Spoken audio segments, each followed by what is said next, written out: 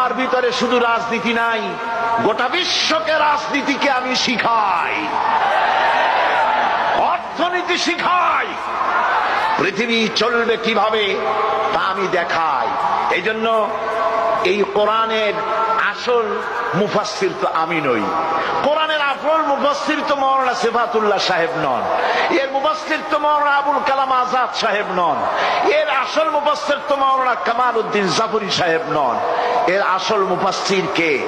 কোরআনের আসল মুফাসসির, genuine authentic interpreter, আল্লাহর পক্ষ থেকে নিয়োগ প্রাপ্ত মূল মুফাসসির যিনি, মূল তরজমানুল কোরআন, কোরআনের ভাষ্যকার যিনি, তিনি হচ্ছেন সর্বকালের সর্বযুগের সর্বশ্রেষ্ঠ মহামানব বিশ্বনবী জনাবে মুহাম্মদ রাসূলুল্লাহ সাল্লাল্লাহু আলাইহি ওয়াসাল্লাম।